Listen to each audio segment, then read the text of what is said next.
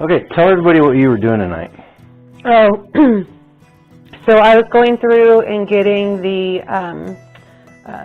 chamomile, and I started with the chamomile and then went with the peppers, and I'm transplanting, getting everything into single pots instead of 12 packs. Why were you doing that? I was doing that because we have Bartertown on Saturday. Hey everybody, welcome back. We were driving home Sunday from going and seeing the grandkids, and we were discussing the art of bartering. And we were trying to figure out what was important to know about bartering and why you should be practicing it right now. And then we put on another YouTuber's video from Sunday, and they were talking about bartering. In fact, they were talking about the same reason for bartering that we were, because, like Angela said, we're going to the Midwestpreparedness Project spring camp out, and they're doing Bartertown. Do you want to tell them what Bartertown is? Yeah. So Bartertown is basically when you take goods that you have, you take those goods and you put them out. Other people have goods. Basically, you're setting up a store. And what you're going to do is you're just trading back and forth on what you need. It doesn't have to always be just in a setting like that, though. We barter a lot with neighbors and friends. We barter items for work.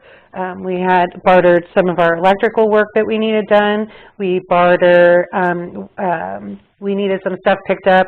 A neighbor picked it up, and I think I got the better end of the deal, but everybody walked away feeling great. He just needs a few feet of 2-inch PVC pipe. So we traded that. So you just got to think outside the box with that stuff, because it can really be anything. So if you came over here from Life Done Free, the Bartertown that she's talking about is the same one that Tag and B were talking about in their video on Sunday. And then we were also listening to Glenn and Shelby Tate's Prepping 2.0, and they were talking about bartering this weekend. And it seems like bartering is coming up on everybody's mind with the way the economy's getting. It's not just that, though. It is the economy, but not just the economy. It's short supplies. So when you're short in supplies and somebody else has an excess of it, you can't find it, then you just kind of pull together and see what you can trade. And as long as both people feel good about it at the end, then it's successful. It's not even just the value of anything. You know, you could go all day long and say, well, this box is $100 and this box is $25. Well, how bad do you need that $25 box? Are you willing to give up that $100 box? Right? Well, and it seems like a lot of people are coming to the same conclusion that this is becoming more and more important as time goes on.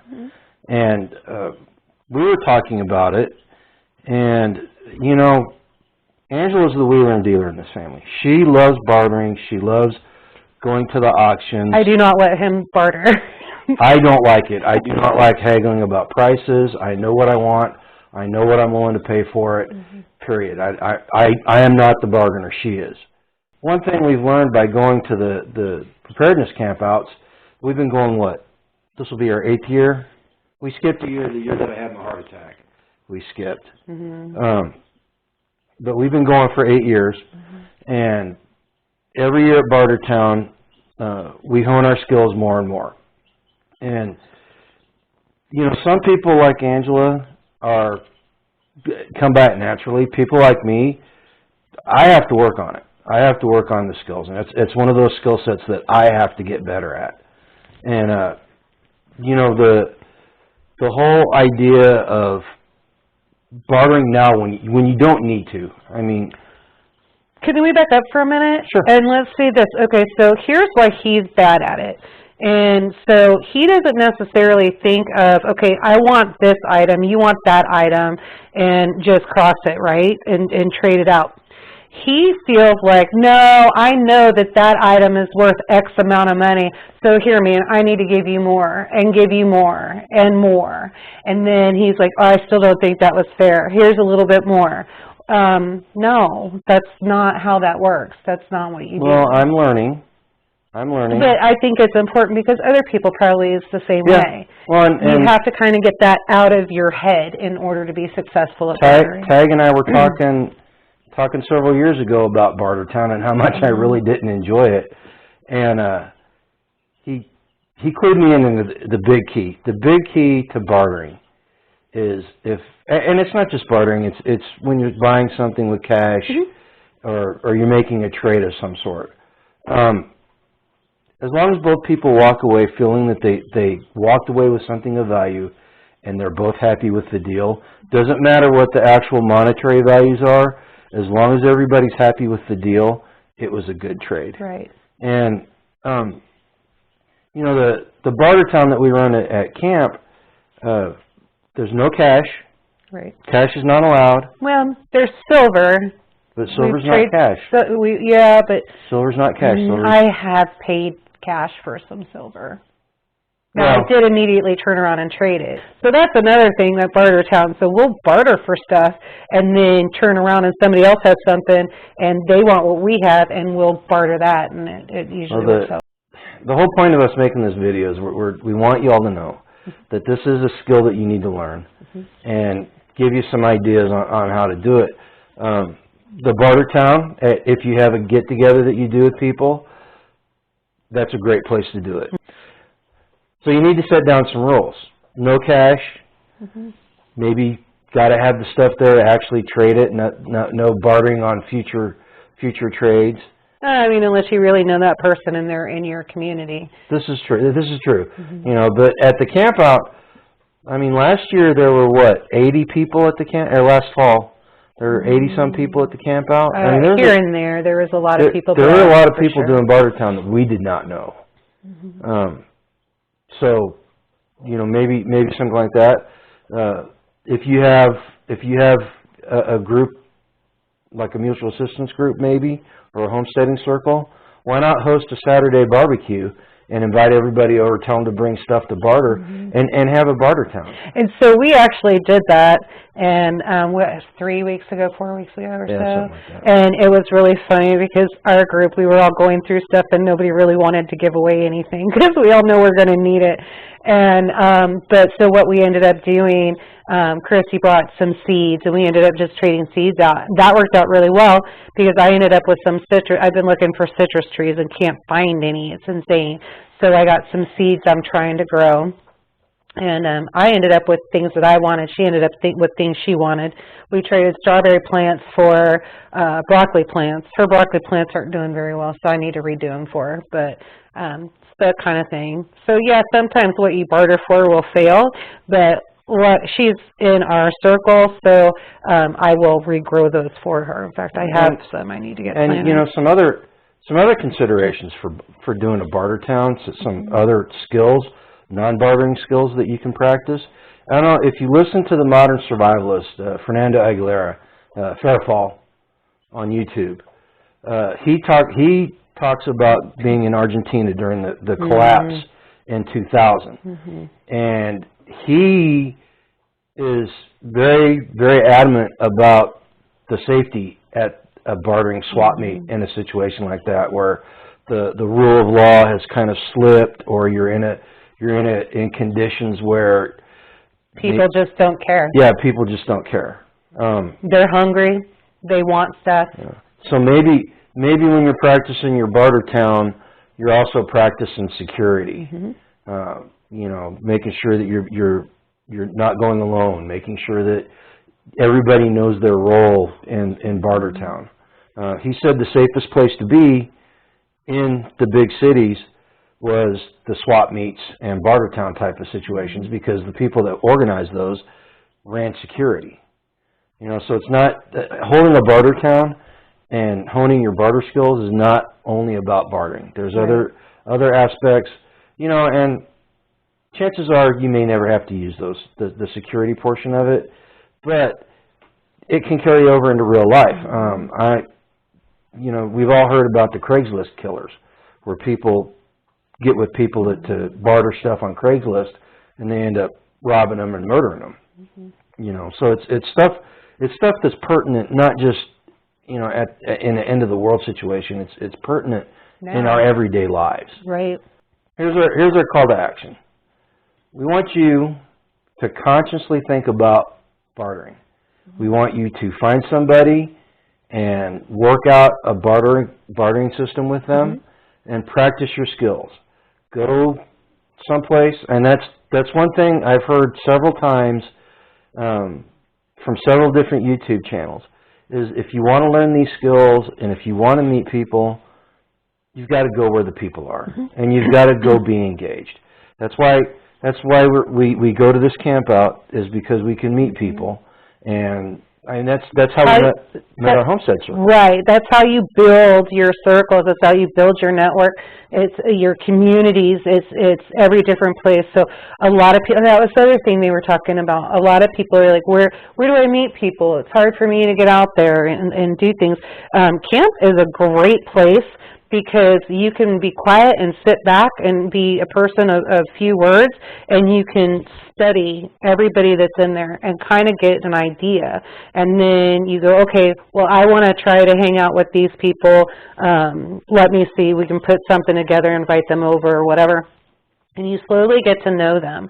And it's nice when you do that, because then, it may take somebody 2-3 years before they show their true colors, and you go, wait a minute, that's a lot of batshit crazy, and I don't want any part of that. And so it does take a while for that.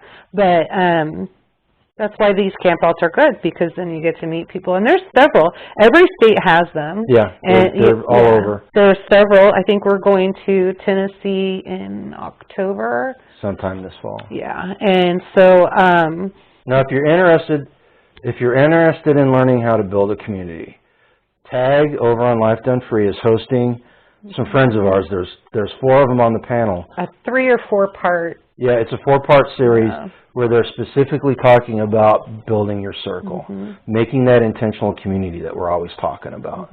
And your intentional community is a great place to hone your bartering skills. Because I know you say that I'm not any good at it, but I am better than I used to be. Yeah, you are. And I would not have gotten better had we not met that circle and became friends with everybody. And I was able to do that with people that I know and people I was comfortable with.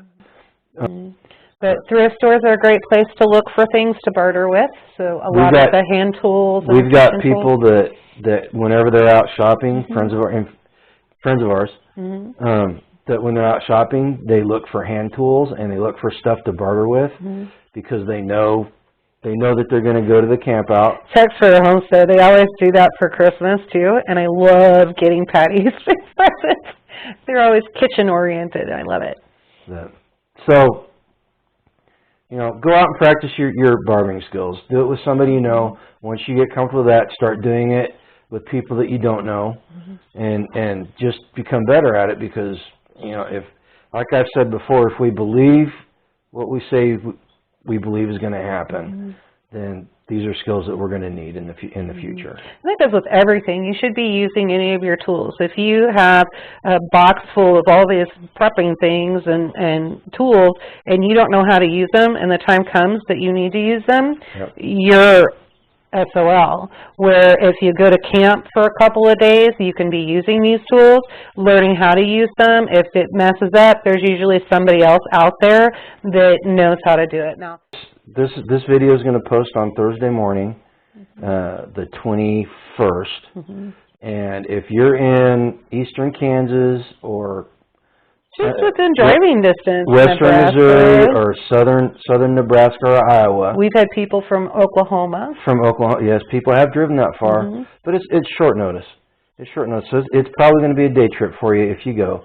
But it's at Lake Perry, Kansas, the 22nd, 23rd, and 24th. That's Friday, Saturday, Sunday. It's absolutely free. They have classes. They'll do a potluck in the evening on Saturday, and then Bartertown afterwards. And if you can make it, you should try to make it. Yeah, and Bobby Staggs was actually the one that I believe organized all of the classes for this one, and he usually does a pretty good job. So I'm interested to. Yeah, now if you're a homesteader, and you probably don't know Bobby, but if you are in the prepping community, Bobby has been doing it for a long time, and he's very well known. He's very good at what he does, and he's a very interesting character. If you ever get a chance, go over to Life Done Free, because there's an interview with him over there, and he's on that panel for building a community. Also, he's on with Billy on Permapasture. Permapasture Farms. They did 2 interviews. Yeah, Billy Bond over there did 2 of them. So go out and check them out. But if we see you there, say hi. We were talking. We think we're going to try to get everybody that came there because of the YouTube channels that we've all got to get together and maybe shoot a quick video or something, just something so everybody can say hi. But unless you got anything else, I'm going to say that we're done. Yeah, I've got work to do. I've got my peppers and the chamomile done. I got to get started on tomato plants. So what should everybody go do? Well, I think that you need to make sure you're doing something purposeful. Make sure that you're doing something to be a producer and not a parasite. And most of all, go live a life done free.